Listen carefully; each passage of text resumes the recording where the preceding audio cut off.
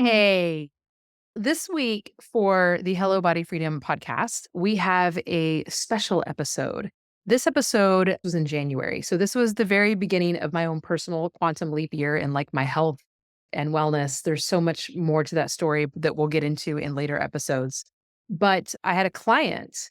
We were doing a group coaching call, and she came to the table just really struggling to do what she says she's going to do, really knowing that this is the thing I need to do, but I'm really struggling with this. And we do a lot of work in Hello Body Freedom with working with the reasons why we get blocked, right? So there is no self sabotage. There's only parts of us that are just trying to keep us safe, right? Trying to keep us safe and alive. And those parts know that we're safe and alive right here, right now, even if we're on medication, even if we're diabetic, even if we have 100 pounds to lose. These parts of our brains just want to keep you exactly where you're at because you're safe and alive right now. And so we don't want to make those parts wrong.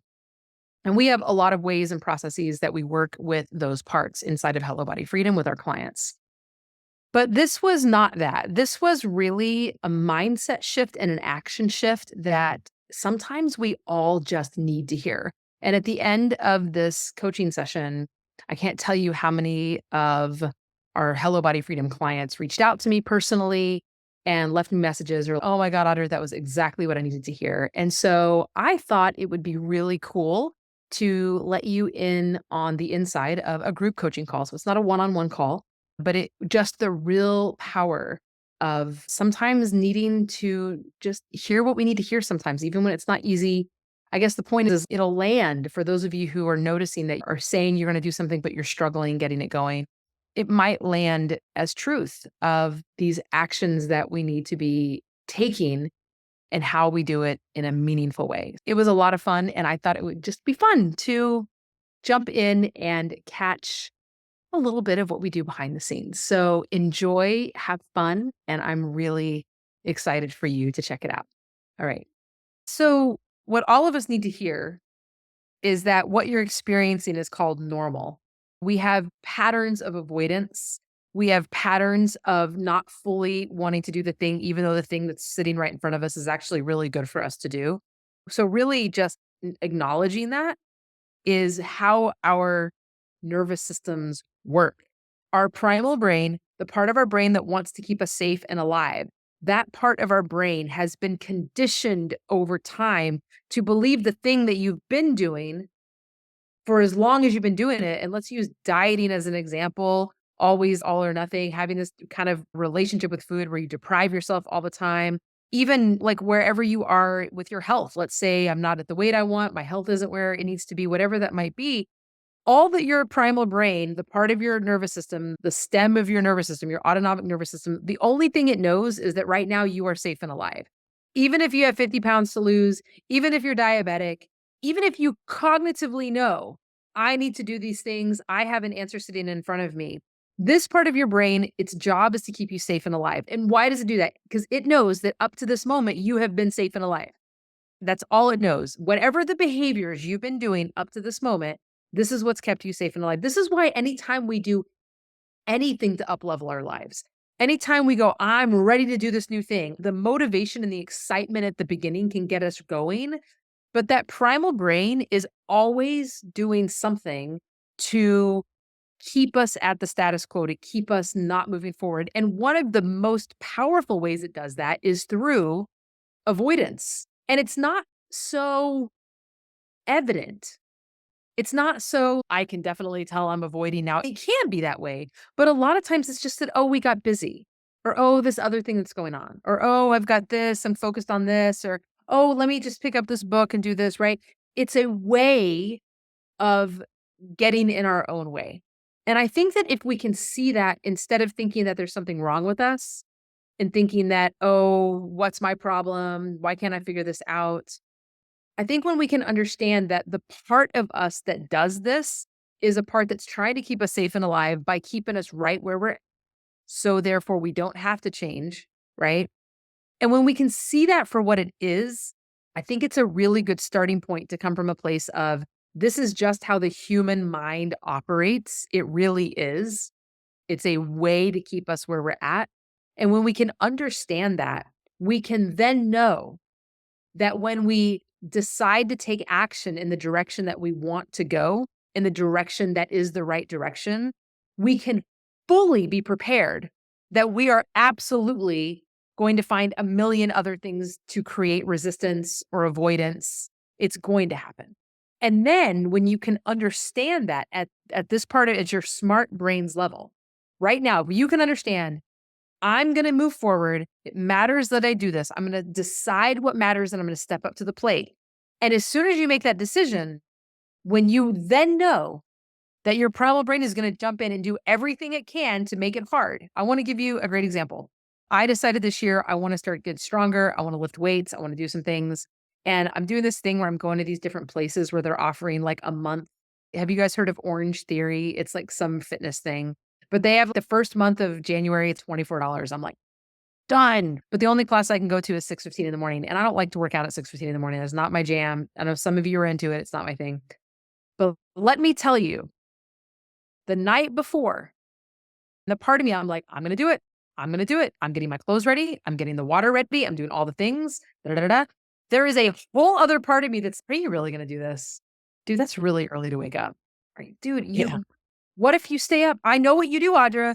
When you have to do this thing in the early and you know you have to set your alarm, you're going to lay here and you're going to basically stay awake for 2 hours and you're going to have all the anxiety. And then you're probably going to wake up an hour before your alarm and then you're going to be exhausted. I know myself so much. I know what my patterns are right now. So with that part of me that's going on, and of course, that's exactly what happened. I totally did not get much sleep that night. And so I had to know that the other voice in my head that's going, ooh, stress, ooh, that might be, oh, Audra, it's going to be so cold outside. What if there's ice on the road? Right? Where you're going to get in the car and drive at 6 o'clock in the morning before this. I mean, everything you can think of. And if I am not aware of the shit going on in my head, if I am not hyper aware of catching it, then I will believe my thoughts. I will go, Yeah. yeah, I probably just shouldn't do that. That's a good point. Mhm. And I think it's normal, but it's not normal. It is the part of my brain that's trying to keep me safe and alive. Because as far as my brain is concerned, it likes to wake up whenever it wants to wake up.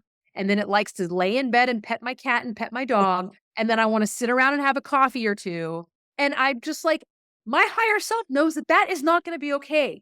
I am not going to get where I need to go by continuing to do that right now. Full stop, period. That is that. I know it from the depths of my soul. And the reason I'm in so much pain and suffering right now is because I keep letting that part take charge. And that part is the part that's just attempting to keep me safe and alive. And the only way we as humans up level is to make a decision that I'm going to do this thing no matter what. I know I will avoid. I know I will deflect. I know my thoughts and brains will come up with these very conniving, sneaky ways of making me try to believe it's true. When in actuality, the only thing that I know is true is that I must do the thing I said I was going to do. And I promise you, it is only in those moments that we move into the stressor, that we move into the thing that we are avoiding. Okay. And I'm sitting here using like sweat and pain and suffering at 6:15 in the morning. That's a big stressor for me. But it can be as little as making time to push play on a recording that you know you need to listen to. It could literally be to have to set 12 alarms to pick up your phone and hit Voxer and go, hey, I'm checking in like I said I was going to do. Right? Because the part that is avoiding and deflected is real. It is real. And until we get to that place of, I am not moving, I'm not going to do anything else until this gets done. And if it takes me all day long and I miss my job and for me to watch a 10-minute video or for me to hit play and hit Voxer, then I'm not going to do anything else until I do that thing. Like sometimes that's what it takes. We have to realize that when we are up leveling our lives and up leveling into who we know we are meant to be, evolving into this person, that you are going to come across these inner obstacles. They exist. And ultimately, when you take the action in the direction that you want to go, whenever you say, I'm going to do the thing anyways, even if I'm tired or even if I'm not in the mood, or even if I'm scared, or even if I could think of 12 other excuses to not do the thing, when you show up in that way, it will feel stressful. Any level of change outside of what you're already doing is going to feel stressful. You are going to have stress, but not all stress is bad. right? Now, survival mode, autonomic nervous system, sympathetic, fight and flight, chronic stress. That's the shit that's going to kill you. But the stressor of doing the thing that I'm telling you, even if it means cooking broccoli when you've never cooked broccoli, but I'm telling you, when I try to cook a thing that I know is healthy for me and I've never cooked it before, I remember this. Like my whole nervous system's like, this is going to be disgusting. Why am I even doing this? What if I, like, it's a stressor. Even that is a stressor. And then when you taste it and you go, that's not so bad. You know what I mean? You get finished with a workout and you go, God damn, I feel good. I'm so glad I did that. You finish hitting play and you go, look at me. I showed up. I set my alarm 3 times and I showed up for the group coaching call, right? When you end up doing the thing, it can feel good, but it's still a stressor. And what you have to learn how to do is normalize the thing that is good for you. How do you normalize it? You normalize it by doing it over and over and over and over and over again. You override the crazy going on in the head. Crazy. It's often not crazy. It's often very subtle and it seems very like real. You have to override that. You are also overriding the fact that it doesn't feel right in the body yet. This isn't normal. This isn't a normal thing for me to do, to wake up at 6:15 to go work out. It's really not. I've been teaching fitness for 20 years. That ain't my hour to do it, right? That doesn't feel normal for me. But the more that you do it, the more that you do the thing you say you're going to do, the more it just starts to become your way of doing things. And now you're building those neuronal patterns and now you're building thought patterns around it. They're like, oh my God, look at me doing that. This is amazing. You're stabilizing a new normal over time. Now, there are lots of ways to do it. The easiest ways to do it is to attach the thing that you're trying to do to something you're already doing. I feed my animals every morning, and after I'm done feeding them, I take them for a walk. I do this every morning. And now I meditate as soon as I'm back. I'm like, I've learned how to habit stack. There is no attaching a 6:15 workout for me. There is no attach. There's nothing else I do but go to sleep. So having to wake up to an alarm, there's no habit loop to that, right? So now I just wake up, I put on clothes, I do that thing. The goal is 3 times a week right now. And then once I'm done with that, then I go do the things I always do, which is make myself a cup of coffee, go feed my animals. Now, as soon as I'm done feeding them, I take them for the walk because it's such a habit. I can't even not do it. It was like 10 degrees. I'm like, look at me, just bundling up, taking my poor animals for a walk, right? And then I sit my ass down and I meditate. It's crazy. It's like literally happening. I'm watching it happen because there's certain things that are normalizing. Certain habits and behaviors start to normalize. And then the ones that are not quite there yet, like the 6:15, require earnest effort on my part to shut the part down that doesn't want to do it, to shut the part down that feels real, making a lot of sense, lots of logic why I should not get up and do it. I have to shut that part down in order to do the thing. That was a long explanation, but I really hope that helped anybody that needed to hear this, because Yeah. all of us are going to get in our own way until Eh, we make strong decisions to stop getting in our own way. And then we create a system, structure, mindset, accountability, whatever it takes to get out of our own way to do the thing. That was fabulous. I really just connected with everything you said and feel that's exactly what's going on. So I just want to do this in small steps and decide what are those things that I can be doing? What does my normal day look like? What can I add on it to just a little bit? I Yes, think that's that's how to part do of the it. problem That's how is to do it. It's not going all or full nothing. blown. Yeah. It's not I all or think nothing. the all or nothing, the full blown is what's pulling me back and saying it's Yep. And that's also part of like toxic diet culture, this thing of I'm just going to clean out my entire fridge and change everything right now. That doesn't work. But habit stacking, what I just shared with you, I just literally, there's 3 habits. So the first habit that I started right when we moved into this house, that's another thing. When you have a big change in your life, anybody have big changes going on? Whole other, like anything you did before is not what you do now. Like we just moved and now my whole life is different. I'm like, how the hell do I figure this one out? I used to live in a high-rise apartment with a gym and certain things were easier. So feeding the animals and then taking them for a walk, I started that last year around spring and I can't not do it anymore. I literally can't not do it. By this little walk I take every day without even thinking about it, I do it on the weekends. I do it every effing day. I'm easily pushing between 10 and 14,000 steps a day. Just that one little thing. It's not even hard anymore. In fact, now I even do it at night, right? It's so habit stacked, I don't even think about it. And so then all last year, I'm like, how do I meditate? Meditate, that's the one thing I want to get. We decide what's the one thing? What's the one thing? What's the little thing? For me, it was meditation. So then we did the meditation challenge. For some of you that remember the meditation challenge, I think we did it in November. That was like my big push after all year long trying and failing. But then what I did is I just have to remember when I'm done walking the dog, sit my ass down and do it. It's 10 minutes, Audrey, just do it. And now I'm like, really, I don't want to jinx myself because it's still new-ish. I'm like 3 months in at this point, but I almost can't not do it. I'm like, oh my God, here we go. Habit stacking, right? Now let's look at 6:15 in the morning, strength training, like working out that early for me. I've had an aversion my whole life, but it has been 2 years of my life, 2 years of really desiring and trying and can't figure it out. And how do I make it happen? And so now I'm like, I'm ready. And now does that mean I'm going to work out for 6:15 ever? I don't know. That would be interesting if that turned into a habit. I would be like tripping out, right? But right now, there is only the decision that I made and the execution that I must do, and that is that. It is me being able to stop the thoughts and get in the way and make that happen. And this is the same with you, Janelle, or anybody else of whatever you're trying to move forward. So for you, Janelle, it is little. It might just be pressing play once a day.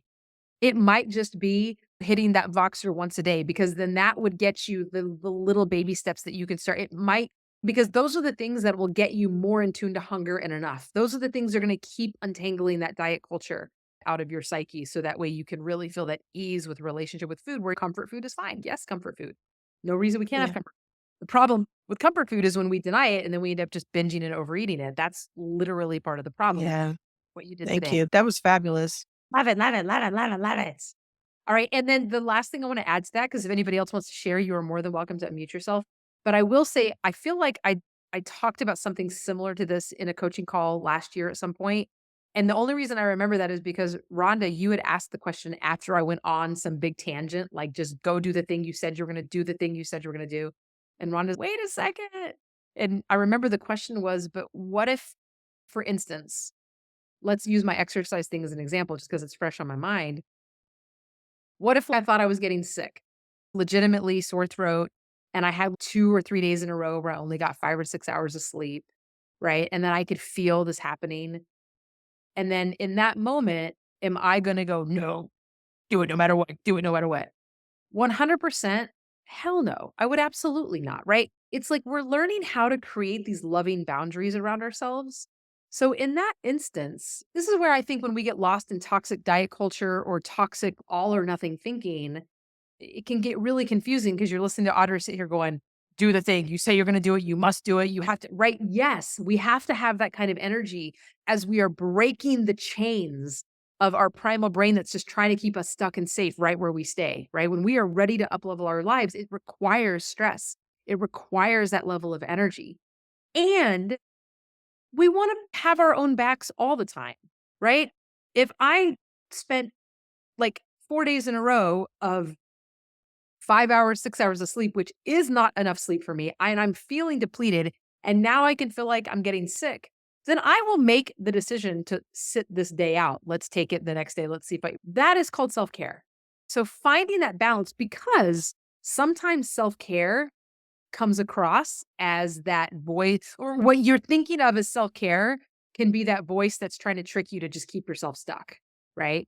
And this is where we have to go and we have to try things out. We have to go, okay, and then if I get to the next day and I wake up and I go, that was the wrong choice. I should have gone for that workout. I can totally tell now that was an excuse I was making for myself. Or let's say I go, F it, I'm going to go to the workout. And then I end up getting sick. And I go, okay, lesson learned, right? I needed more sleep. I probably should have backed off. Now I learned. So anytime you think you have a failure, it's not a failure, right? You are learning. You are either getting it right or you are learning. You are getting it right or you are learning. And when you learn, it matters that you actually learn. And the learning in this particular situation is learning the ways in which we are either holding ourselves down by convincing ourselves to not do the thing that we said we were going to do, or we move forward and we do the thing right. So we either get the thing that we want or we get it wrong and then we learn from the experience.